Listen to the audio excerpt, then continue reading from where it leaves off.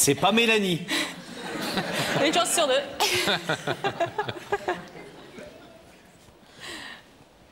Vous connaissez ce garçon? Oui. Enfin, vous le connaissez. Par les lettres et par le téléphone. Photo? Oui. Donc vous le reconnaissez? Oui. Stéphanie, vous attendiez donc à 50-50, on va dire, à ce que Herman soit de l'autre côté de ce rideau. Voilà.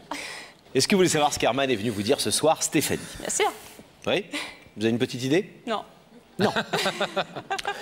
Herman, est-ce que vous êtes prêt à mettre des mots sur l'absence de petite idée de votre amie Stéphanie? Oui, je suis prêt. Alors c'est à vous. Ben, Stéphanie, bonsoir d'abord.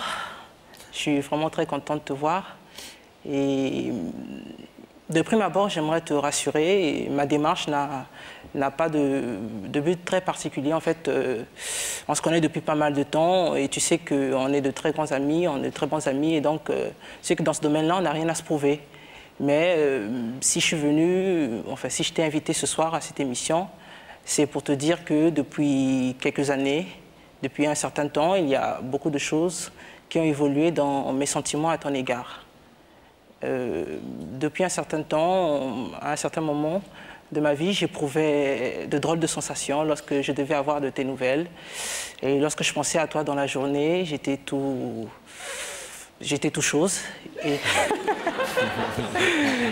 Et au début, je pense que j'ai dû nier un peu cette évidence-là. Je l'ai nié longtemps et à un certain moment, je te dis tout de suite, toutes les cellules de mon corps se sont accordées pour dire que c'était de l'amour.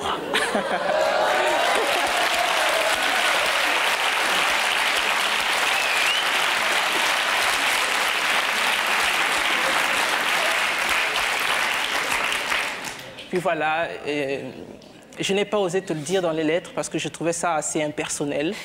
Et d'un autre côté, je pensais aussi que les deux continents qui nous séparaient pouvaient être un frein à l'expansion, à l'évolution de ce sentiment. Mais quelque part, au fond de moi, je nourrissais le secret espoir d'arriver un jour en France ou que toi, tu viennes en Afrique pour que je puisse te le dire de vive voix. Et il y a une grande amie à moi qui s'appelle Stéphanie qui m'a dit un jour dans ses lettres que lorsqu'on souhaite quelque chose, il suffit d'y croire très fort, et peut-être qu'un jour son rêve se réalisera. Et donc le mien, mon rêve s'est réalisé aujourd'hui, le jour de mon anniversaire, le jour de mes 22 ans, parce que je suis là, en face de toi, en train de te dire que je t'aime. Voilà.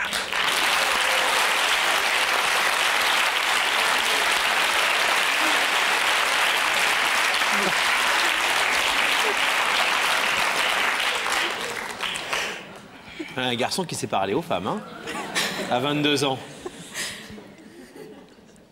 J'ai bien aimé le coup des cellules de votre corps.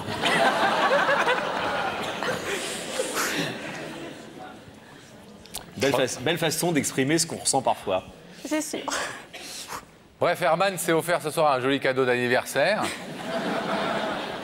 en nous demandant de vous faire venir sur ce plateau pour vous dire effectivement toute l'affection, la tendresse et l'amour qu'il éprouve pour vous.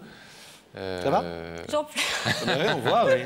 Vous vous attendiez à cette démarche de sa part? Absolument pas. Il paraît que vous lui aviez souvent donné des conseils sur sa vie sentimentale. C'est vrai. Mais je ne pensais pas que c'était vis-à-vis de moi. Alors là... Vous êtes tout ému, remettez-vous. Stéphanie, vous ne vous attendiez pas vraiment à cette déclaration, Pas du tout. Ni à trouver Herman de l'autre côté de ce rideau? Ah non. Vous connaissez le principe de cette émission, je vais vous demander de vous lever, de vous placer face à ce rideau. Stéphanie, Herman est venu ce soir vous dire, tout d'abord, je suis en France, arrêtons cette relation par lettres et voyons-nous, créons une vraie relation. Mais plus encore que ça, je suis amoureux de toi, j'ai des sentiments d'amour pour toi. Et je voudrais que nous entamions donc une relation, non seulement amicale, mais amoureuse. Stéphanie, vous savez que vous avez la totale liberté ce soir de laisser ce rideau fermé ou de l'ouvrir si vous acceptez la proposition d'Herman. Vous avez eu le temps de réfléchir, qu'est-ce que vous décidez? L'ouvrir. Vous ouvrez?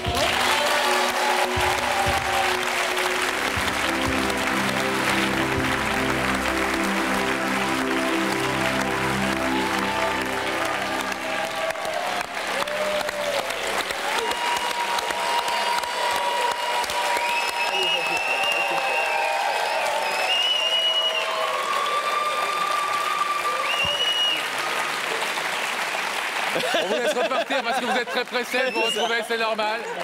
Bravo à vous, soyez heureux.